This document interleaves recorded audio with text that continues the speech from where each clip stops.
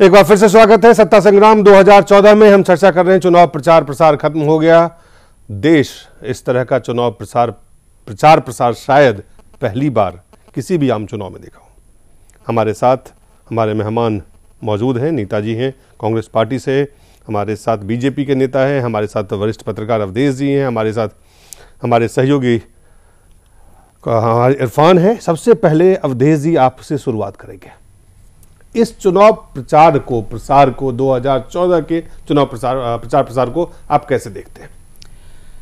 मैं दिलीप जी आपको ही पीछे ले जाऊंगा। जब दिसंबर 2012 में गुजरात विधानसभा चुनाव के बाद हम लोग यहाँ डिस्कशन कर रहे थे और आपने एक प्रश्न मुझसे पूछा था कि नरेंद्र मोदी राष्ट्रीय राजनीति में आ रहे हैं, आप उसको कैसे देखते हैं?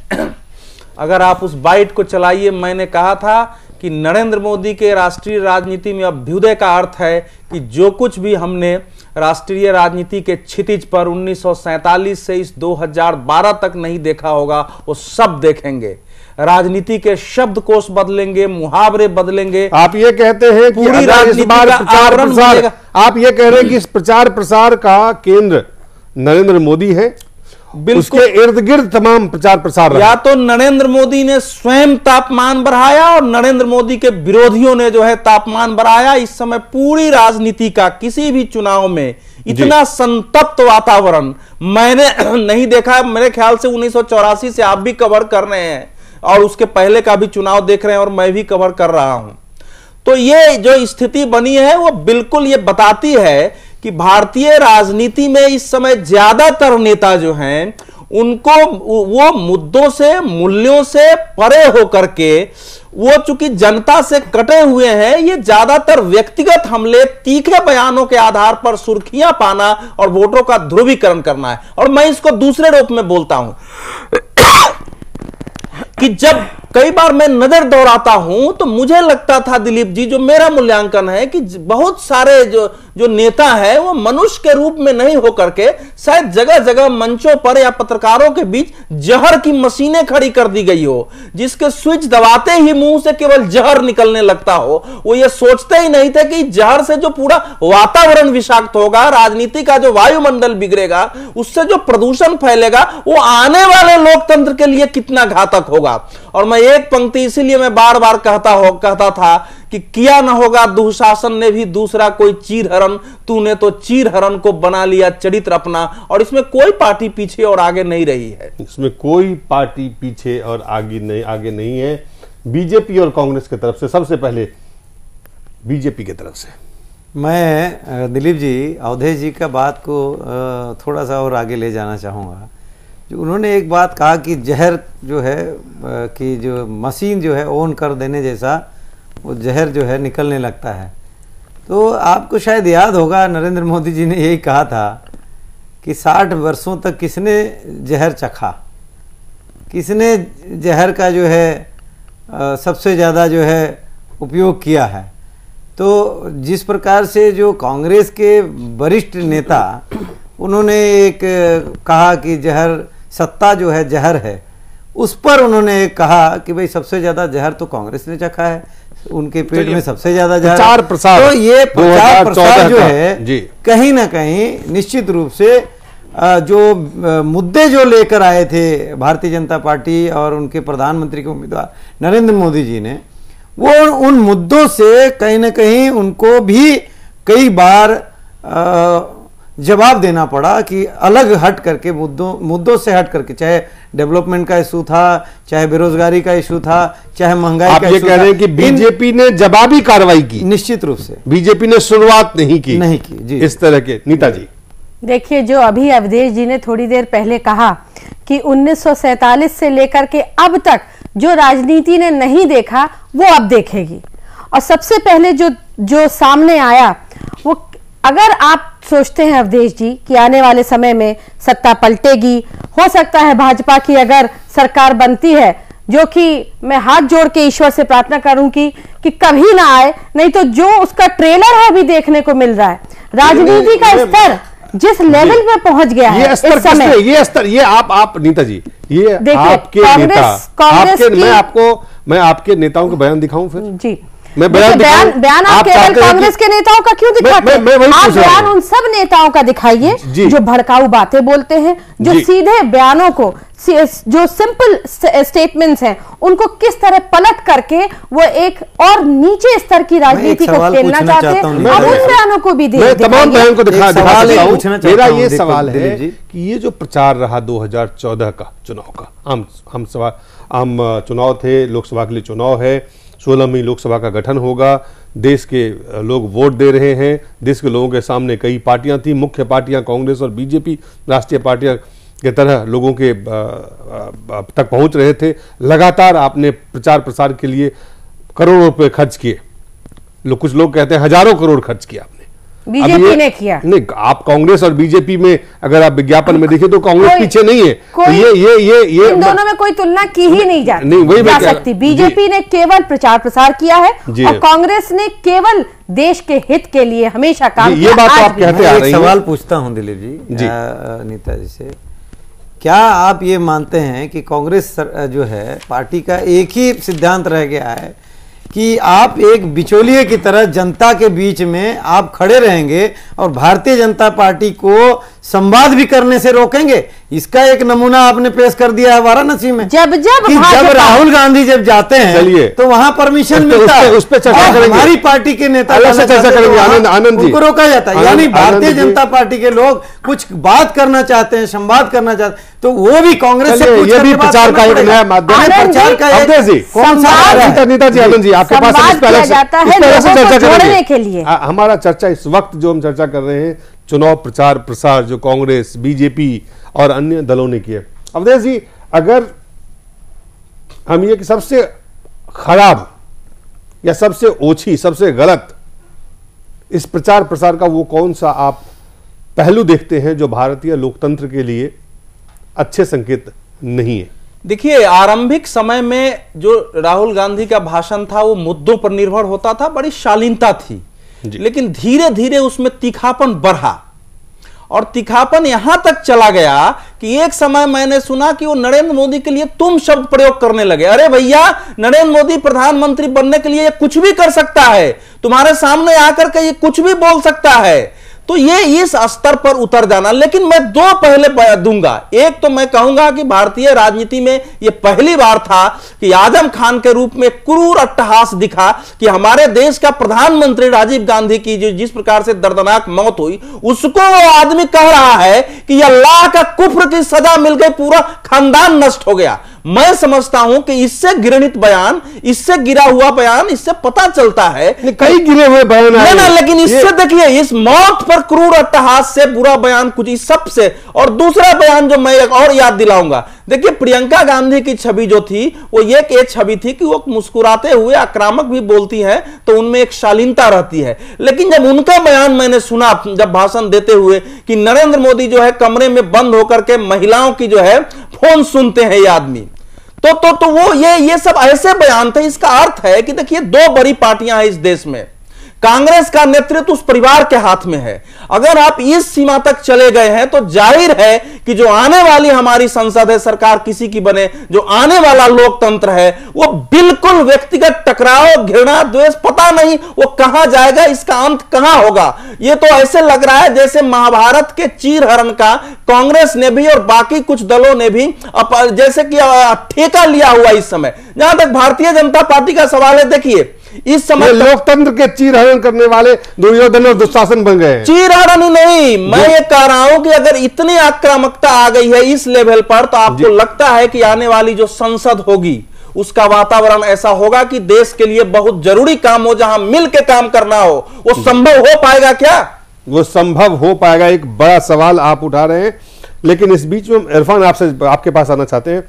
वेनी प्रसाद हो, गिरिराज सिंह हो, लालू प्रसाद हो, आजम खां हो, सलमान खुर्शीद हो, ममता बनर्जी हो, मायावती हो, मुलायम सिंह हो, नाम आप लेते जाएं, लिस्ट आपकी बढ़ती जाएगी। किसी भी नेता ने, किसी भी राजनेता ने शायद ये जो एक उनकी सीमाएं थी या मर्यादाएं जिसे हम कहते हैं, राजनीतिक मर्यादाएं, उसको आगे रख के बात करने का प्रयास भी नहीं किया। ऐसा लगता है आपको?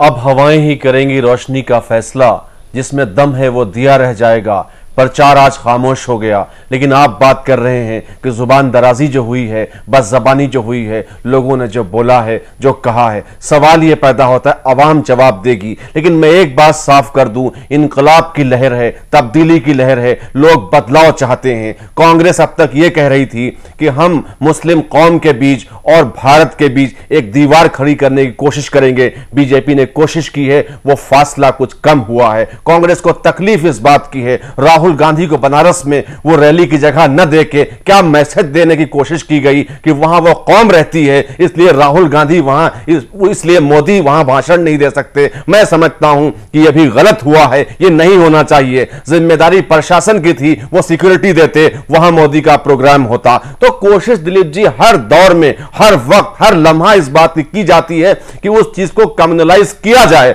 यह बात खत्म होनी चाहिए। और इस चुनाव में कम्युनलाइज करने के प्रयास सबसे ज्यादा हुए हैं। डायलॉग की सूरत बंद नहीं होनी चाहिए, चाहे जो पार्टी हो। दो बड़ी पार्टियां हैं, दोनों में डायलॉग के दरवाजे खुले रहना जमहूरियत के लिए, लोकतंत्र के लिए बहुत जरूरी है। इस बार भी कांग्रेस कुछ नाकाम हुई है, क्योंकि कांग्रेस हमेशा इस बात का प्रचार करती रही कि फिर भाजपा आ जाएगी, फिर हम जिम्मेदार नहीं है। जी जी इरफान जी, इरफान जी, मैं ये पूछना चाहती हूँ, आपने इसका आरोप तो सीधे सीधे कांग्रेस के ऊपर लगा दिया कि रैली नहीं होने, इल्जाम किस पे जा रहा है ये आप तक। मेरा कहना है कि रैली से रामलीला ग्राउंड में क्यों रोका जाता है? पुरानी दिल्ली में रामलीला ग्राउंड है, सबको मौका मिलता है। आप मेरी बात सुनिए, ये तो आपने अपने एक मन गढ़ंत एक ऐसी बात, सवाल ये नहीं है, बहुत खतरनाक है, ये बहुत खतरनाक है। लेकिन उस बात के लिए क्या जो सतीश इन्होंने अमित शाह ने जो बात करी, इतना खुलासा जो बात करी बदला लेने की, वो बात क्यों नहीं आप बोल रहे? आपने जिसके लिए कोई सबूत नहीं, और ये उनको रोका गया, उनको वहां बोलने देना चाहिए था। वो कहना कुछ चाह रहे हैं, वो कैंडिडेट हैं, ये कहकर कि वहां वो कौम रहती है, इसलिए आपको वहां हम रैली आपकी नहीं करवा सकते। मैं समझता हूं ये मुल्क की बदनसीबी और खतरनाक है मुल्क के लिए। पहले ही आप ये कहना चाहते हैं, बिना किसी आधार के आपने कैसे हुआ है, इसका असर पड़ा है। कम्युनलाइज कांग्रेस करने की कभी कांग्रेस ने कोशिश नहीं की, कम्युनलाइज करने की कोशिश की है। आप लोगों के बयान पे जाइए जो खुलासा बात कर रहे हैं, आप आजम खान के बयानों पे जाइए, आप अमित शाह को जिनको भेजा गया यूपी इस काम के सामने से वार नहीं है, कांग्रेस का खंजर है, कांग्रेस वार करती है बैकडोर से।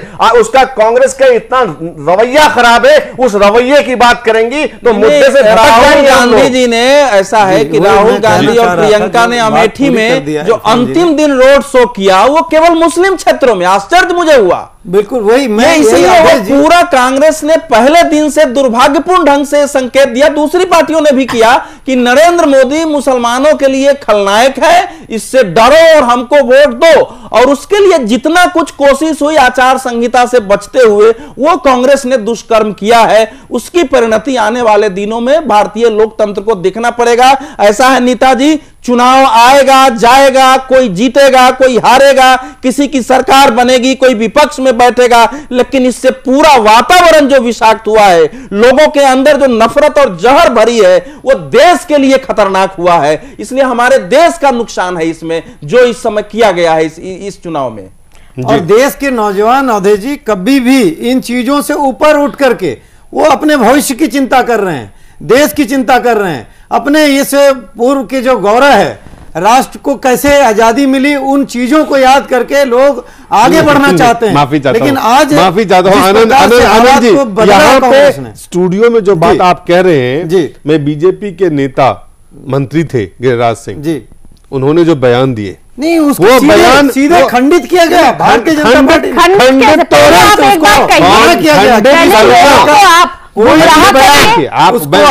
कभी भी बर्दाश्त नहीं करेंगे। हमारे राष्ट्रीय बयान आपत्तिजनक था, बहुत आपत्तिजनक था कि उस बयान का इतना तो सत्य है कि उस बयान का नरेंद्र मोदी ने विरोध किया, लेकिन जो बोटी वाला बयान दिया, वहां जाके राहुल गांधी ने दूसरे दिन भाषण दे दिया। तो एक व्यवहार का इस बार के चुनाव में ये आचरण का अंतर है और बड़ी निष्पक्षता से और बड़ी ही हम लोगों को दृढ़ता से इसको स्वीकारना पड़ेगा आगे के लिए। अवधेश जी, क्योंकि जो कांग्रेस इस देश की पूरे चुनाव में पार्टी रही है और सबसे बड़ी पार्टी है। पूरे चुनाव में पूरे प्रचार में कांग्रेस अपने वोट बैंक को बचाने में लगी रही, अपने वोट बैंक को बचाने की कांग्रेस ने कोशिश की, जिसमें वो नाकाम हुई है। इस बार उसकी जमीन खिसक गई है। कितना नुकसान हुआ है ये 16 तारीख को पता चलेगा।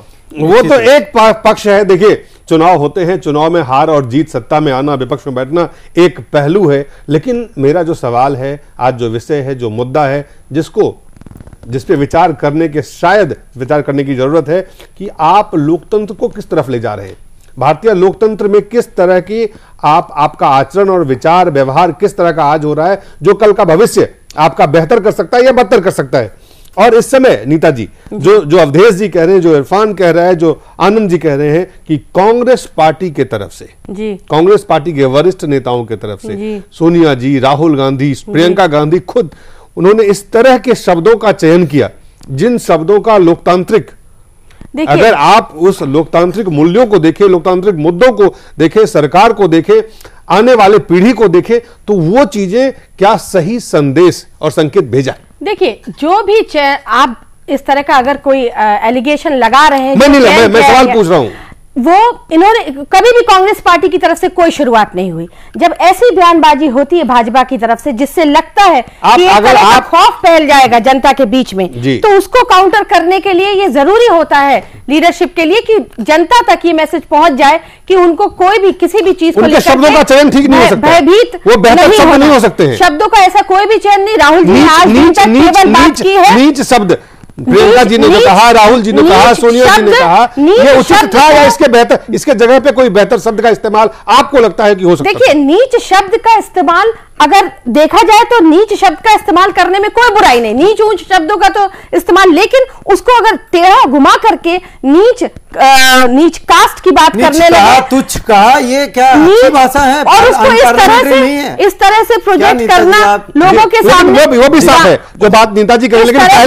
लेकिन पहले नीता जी पहले आप इस बात को देखें, जो बात आप कह रहे हैं बिल्कुल जान रहे कि क्या नरेंद्र मोदी ने उनको घुमा करके एक कास्ट पॉलिटिक्स जबकि कास्ट पॉलिटिक्स की कहीं बात ही नहीं। लेकिन सब मेरा सवाल वही है, ये बात आप यहां तो नरेंद्र मोदी पे आप उंगली उठा रहे हैं और वो जायज है, आप उठाइए। मेरा सवाल है कि जहां से शुरुआत होती है इस तरह के शब्दों के चयन से, क्या राजनेताओं के, राजनीतिक दलों को, खास करके जो बड़े और जिम्मेदार नेता है, वो इस तरह के जब शब्द का चयन करते हैं? मैं इस बात से आपसे पूरी तरह से इत्तेफाक रखती हूं और निंदा करती हूं कि इस तरह की, जिस तरह से इस बार प्रचार प्रसार में जो भाषा का प्रयोग हुआ है वो नहीं होना चाहिए। लेकिन ये भी देखना चाहिए कि ताली एक हाथ से नहीं बजती, ताली दोनों हाथों से बजती है।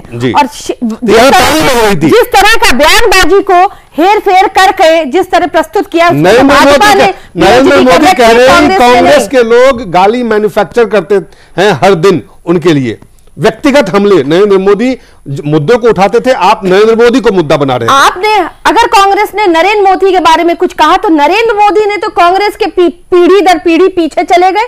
वो आज नेहरू जी को भी उन्होंने कुछ बोला है, राजीव जी को बोला था कुछ दिन पहले। तो अगर वो इस हद तक पीछे जा सकते हैं तो कम से कम हद अवधेश जी, हदें टूट गई, नीतिगत आलोचना थी, हदें टूट गई। नहीं हदें, लेकिन जो ये कह रही है ना, देखिए बहुत निष्पक्षता से देखेंगे तो नरेंद्र मोदी ने तीखे हमले किए कांग्रेस पर, इसमें कोई दो मत नहीं है। कांग्रेस या जिस पर व्यक्तिगत हमले हुए, नहीं व्यक्तिगत नहीं था वो, अगर ये नीतिगत हमले थे, नीतिगत थे कि टी अंजैया के सामने इतना गुस्सा दिखाया, और ये सत्य है कि उसी के बाद वहां टीडीपी खड़ी हुई। हम जानते हैं इसको जी, कि अगर उन्होंने नहीं किया होता तो कांग्रेस वहां बनी रहती, कांग्रेस सत्ता से बाहर हो गई। वो अपना एक, देखिए नरेंद्र मोदी के भाषण में आप जानते हैं कि आप कहते हैं कि नरेंद्र मोदी ने आज नीता जी, अवधेश जी, आप ये कह रहे हैं कि नरेंद्र मोदी ने उन मर्यादाओं का उल्लंघन नहीं किया। नहीं, मैं ये कह रहा हूं कि नरेंद्र मोदी की ओर से उस प्रकार के नीचे स्तर के व्यक्तिगत हमले नहीं हुए। मर्यादाओं को तो उन्होंने भी तोड़ा थोड़ा, ऐसा नहीं है कि वो नीच को जो है जाति के आधार पर जोर लेना, उसका तो मैं समर्थन नहीं कर सकता हूं जी। लेकिन वो कांग्रेस के विरुद्ध एक आक्रामक अभियान लेके वो व्यक्ति चला है। लेकिन इसके बाद अगर आप देखेंगे तो उसके पूरे चुनाव प्रचार अभियान में ऐसा कोई शब्द ढूंढने से नहीं मिलेगा जो ये कहा जाए कि इसने जो है बिलो द बेल्ट हमला किया है। लेकिन मैं केवल राहुल और प्रियंका का नाम इसलिए ले रहा हूं कि दूसरे नेता करें चलो चल जाता है, लेकिन उसी राहुल गांधी ने जब एक बार नपुंसक कह दिया सलमान खुर्शीद को तो कहा था कि हमको व्यक्तिगत हमले से बचना चाहिए, और बाद में हम कहते हैं कमर के नीचे प्रहार करना शुरू कर दिया इन नेताओं ने।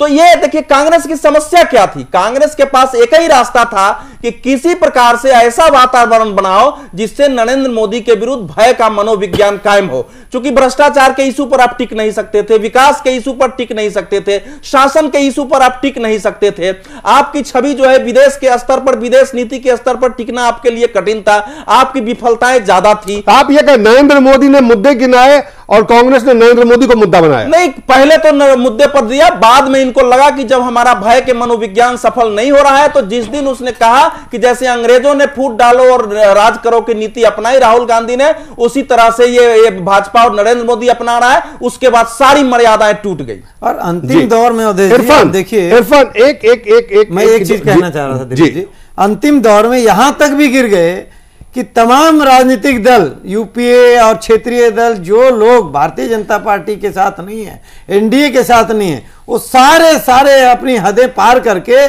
कोसते रहे, नरेंद्र मोदी जी के नाम पर लोगों को डराते रहे, बांटने का कोशिश किए और इस प्रकार से ऐसा दर्शाए कि किसी प्रकार से मोदी रोको, देश में कैसे लोकतंत्र अच्छा हो। नहीं, वो उनका अधिकार है, वो सारा चीज, सब चीज ध्रुवीकरण जो है प्रयास, वो उनका अधिकार है, नरेंद्र मोदी रोको का इशू उठाना, भारतीय जनता पार्टी रोको, किसी महिला के पीछे पड़ने का कहना, ये सब चीजें जो थी ये प्रचार का विषय नहीं हो सकता है, जो जिसको कांग्रेस ने बजाबता उनके प्रवक्ताओं ने उठा के बनाया और अंत में कैबिनेट की मीटिंग होने तक की बात आ गई महिला जासूसी को लेकर। इससे शर्मनाक तो कोई भी दौर और प्रसंग अध्याय हो ही नहीं सकता है किसी चुनाव में। और कहीं ना कहीं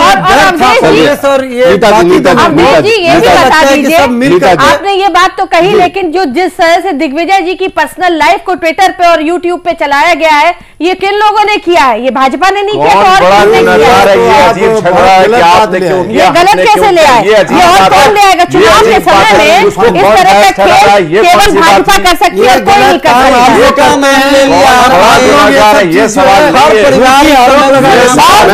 ये गलत चीज है नीतू जी, बिल्कुल बिना साक्ष्य का आपके बताइए, प्रमाण यहाँ पर बताइए, प्रमाण के आधार पर तो आप सार्वजनिक रूप से माफी मांगे। प्रमाण के आधार पर पार्टी का आप लोग बात ही कहाँ करते हैं? का काम है, प्रमाण के आधार पर आप बात करिए तो हम भी प्रमाण के आधार पर बात करने के लिए तैयार हैं। सब करते हैं हम लोगों के ऊपर, कम से कम दिग्विजय जी ने बहुत ही गलत बात आपने किया। बिल्कुल सवाल दिग्विजय पर तो मैं कुछ नहीं बोलूंगा, मैं सिर्फ ये कहूंगा कांग्रेस ने हमेशा कोशिश की है एक खास वोट बैंक को खौफजदा करने की और भारतीय जनता पार्टी से दूर करने की। इस बार उनको और मौका मिला। देखो गुजरात के 2002 के दंगे होंगे अगर मोदी आते हैं, लेकिन इस बार मुझे लगता है कि भारतीय जनता पार्टी ने भी और कौम ने भी थोड़े कदम बढ़ाए हैं। इसलिए कांग्रेस को बड़ी हैरत है कि कहीं ऐसा ना हो कि हमारी यह पॉलिसी फेल हो जाए जिसके आधार पर हम अपना वोट बैंक लेके आते हैं और दूसरा कांग्रेस का जो वोट है उसे सरकार बनती है। यह हुआ है इस बार, मानिए इस बात को। इरफान जी, कांग्रेस ही ऐसी पार्टी है जिसने हर कौम को, हर जाति को, हर धर्म को हमेशा साथ लेके रखा है। वही इसकी नीति है।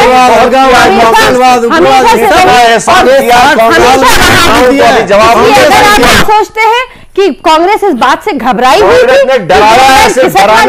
कांग्रेस ने कभी भी इस तरह की वोट बैंक की राजनीति नहीं की। ये करी है तो केवल और केवल एक कम्युनिटी उससे खुश हो जाए। चलिए अगर ये नहीं होता, मौत का सौदागर सोनिया गांधी नहीं कहती उनको, आज मोदी जी नहीं होते। बढ़ाने की कोशिश की है, राजीव गांधी फाउंडेशन ने उनको अवार्ड दिया, उनको बेस्ट चीफ मिनिस्टर का दर्जा दिया, आपको पता है जी। चलिए और कुछ सवाल हैं प्रचार प्रसार से जुड़े हुए। अवधेश जी, ये तो काफी सारी खामियां थी प्रचार प्रसार की, खूबियां क्या दिखी 2014 के प्रचार प्रसार में? देखिए, लेकिन इस सब के बीच जो बहुत ही सकारात्मक संकेत मिला है जी कि प्रचार प्रसार को लेके नहीं, ओवरऑल समाज ने भी ऐसे बयानों की एकदम, बल्कि सब मिलजुल के निंदा की है। कांग्रेस के नेताओं से भी अगर आप व्यक्तिगत बात करेंगे तो प्रियंका के और राहुल के उस बयान से वो सहमति निजी तौर पर नहीं व्यक्त करते हैं कि उस स्तर तक उनको नीच शब्द का प्रयोग नहीं करना चाहिए था, भले वो ना बोल पाए। लेकिन मीडिया ने दोनों पक्षों के बयान को दिखा करके और जिस ढंग से जनता के बीच में एक जनमत जगाया है कि यह लोकतंत्र के लिए उचित नहीं है, वो एक सकारात्मक पक्ष था। दूसरा सकारात्मक पक्ष था कि देश के विवेकशील लोगों ने, बुद्धिजीवियों ने ऐसे लोगों के बारे में हमेशा आलोचना की है। तीसरा पक्ष, मुझे आश्चर्य हुआ कि एक समाजवादी पार्टी के नेता ने मेरे साथ डिबेट में कहा कि जो कुछ आजम खान जी कहते हैं उससे मैं सहमत नहीं हूं। हालांकि आजम खान के बात का विरोध करना आसान नहीं होता है। जो चौथा सकारात्मक पक्ष हमको लगा है इसमें, जो मूल दिखाई दे रहा है, वो सबसे बड़ी बात ये लगी है कि जनता को इस बार जो है ऐसे मुद्दों के आधार पर भ्रमित करने में सफलता जो है बहुत ज्यादा ऐसे नेताओं और दलों को नहीं मिल रही है। उनसे भी जनता पूछ रही है कि आपने ऐसे बयान क्यों दिए। तो अगर जनता में थोड़ी भी अगर ये सकारात्मक चेतना जागृत हो गई तो यह भविष्य के लिए अच्छी बात होगी। लेकिन कुल मिला के अगर आप कहेंगे दिलीप जी, तो अमृत पर जहर इस बार भारी है, सकारात्मक पर नकारात्मकता इस बार भारी है। इस बार जो है उदारवाद पर जो है उसको जिसको कहते हैं क्या है, कंजर्वेटिज्म, वो इस बार के चुनाव में हावी है। ये बड़ा दुर्भाग्यपूर्ण है। और 16वीं लोकसभा में जहां हमने लात, घूंसे, गालियां और मिर्च स्प्रे देखा है, 15वीं में मुझे भय है 16वीं में किस तरह का लोकसभा कहीं 16वीं में उससे ज्यादा न दोहराया जाए। जी बिल्कुल। ये सवाल नेताजी आपसे, क्या जिस तरह की बदजुबानी, जिस तरह के शब्दों का चयन, जिस तरह के व्यक्तिगत हमले और जिस तरह से आरोप और प्रत्यारोप व्यक्तिगत हुए, ये आने वाले, जब चुनाव तो खत्म हो जाएगा, 12 तारीख को मतदान हो जाएंगे, 16 तारीख को परिणाम आ जाएगा, लोकतांत्रिक व्यवस्था है, उसमें सरकार बनेगी, ये तय है। चाहे वो गठबंधन की सरकार बने, किसी पार्टी की सरकार बने, और मिलजुल के कोई भी उसका विकल्प तैयार होगा। लेकिन ये जो कटुता आज जिसका बीज आपने बोया है, आपने मतलब राजनेताओं ने बोया है, मैं सिर्फ कांग्रेस और बीजेपी की नहीं, तमाम राजनेताओं की बात करना चाहता हूं, उसका असर क्या होगा? देखिए, ये तो जैसा मैंने पहले कहा, इसका असर आने वाले समय पे क्या होगा, बिल्कुल स्पेसिफिक अगर देखिए आने वाले समय में ये लोग भूल जाएंगे, चलिए खत्म हो गया चुनाव खत्म। मैं आपको बताना चाहती हूँ कि एक हमारे यहाँ एक डिश बनती, कढ़ी जिसको कहते हैं उत्तर प्रदेश में। कढ़ी जब बनती है तो उसमें तमाम तरह की सामग्रियां डलती हैं। धीरे धीरे कढ़ी में उफान आता है, बहुत तेजी से जब शुरुआत होती है, उसके बाद एकदम सेटल हो जाती है। तो मेरा यही आशा है कि अभी जिस तरह से एक दूसरे पे वार चल रहे हैं, हालांकि जो जिस स्तर पे ये चल रहे हैं, इससे जिस नीचे स्तर तक गया, जी इसकी मैं निंदा करती हूँ अवश्य। नहीं, लेकिन शायद ये समय की मांग थी, हो सकता है समय की मांग थी या राजनीतिक स्वार्थ के कारण हुआ, वो एक अलग विषय है। मैं कह रहा हूं कि क्या आपको लगता है सीधा इसका असर जो राजनीतिक मुझे विरोधी है, जो अब की बार जो लोग चुन के आएंगे, चूंकि युवा जो वर्ग है उसका भी परसेंटेज बहुत है, बहुत माने रखता है, हर तरफ कितना असर होगा इस चुनाव प्रचार प्रसार का, कितना असर रहेगा, लंबे समय तक रहेगा या चुनाव खत्म हुआ लोग भूल जाएंगे? नहीं, मुझे नहीं लगता कि ऐसे लोग ही चुन के आएंगे। ऐसे लोग चुन के आएंगे जो पार्लियामेंट की शोभा को कायम रखें, क्योंकि युवा वर्ग का जिस तरह के चुनाव प्रसार हुए हैं आनंद जी, क्या जो लोग चुन के आएंगे, क्या वो बेनी बाबू को भूल जाएंगे?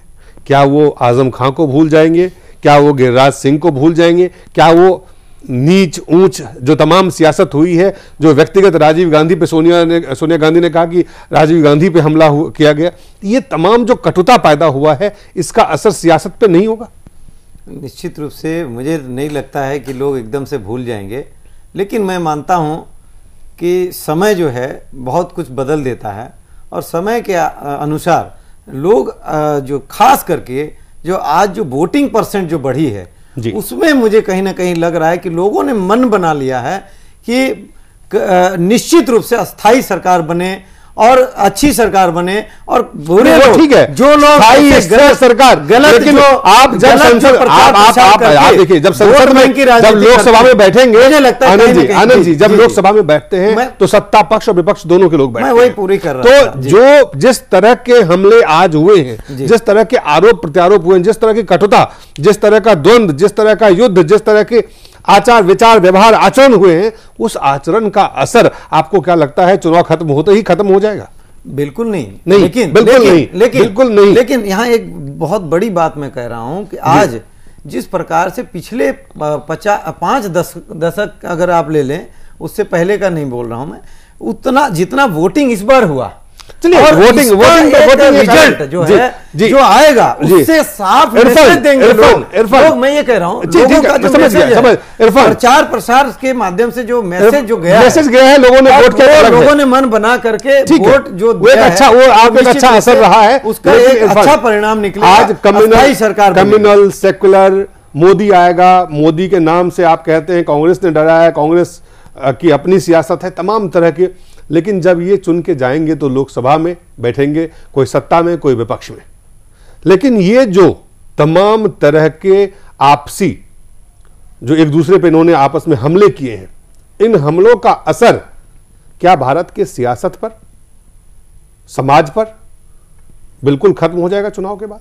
अब की बार आप गठबंधन पे बहुत जोर दे रहे हैं दिलीप जी, पता नहीं क्या बात है जी। गठबंधन की सरकार बना रहे हैं आप? नहीं, मैं कोई सरकार नहीं, कोई सरकार बन सकती है, गठबंधन की सरकार, कोई भी सरकार बन सकती है, सवाल वो नहीं है, सवाल है जी। लेकिन कितने शीरी हैं तेरे लब की रकीब, गालियां खा के भी बेमजा न हुआ। इस मुल्क की तहजीब है, जब वो गले मिलेंगे, शपथ लेंगे, संविधान के अनुसार वो काम करेंगे, उम्मीद तो की जा सकती है कि जख्म कुछ भरेंगे, लेकिन कुछ जख्म हरे रहेंगे। कुछ ऐसी बातें कही गई हैं, जुबान का घाव जो है वो शायद थोड़ा थोड़ा बाकी रहेगा, इतनी जल्दी नहीं भर पाएगा, लेकिन कोशिश इस बात की होगी। मगर मैं समझता हूं कि दायरे में अगर रह के बात की जाए, इश्यूज पर बात की जाती, तो शायद वो कुछ मुल्क के हक में होता, देश हित में होता, न कि सिर्फ अपना अपना स्वार्थ और अपना अपना मकसद, अपना अपना मतलब। और इससे जनता अब इतनी बेवकूफ बनने वाली नहीं है, वो तय करेगी। जागरूकता आई है, लोगों ने इश्यूज पर सोचा है। आप बात कुछ भी करें, लेकिन लोग मुद्दों पर सोच रहे हैं। वोटिंग शायद मुद्दों पर ही होगी और फैसला भी मुद्दों के आधार पर होगा।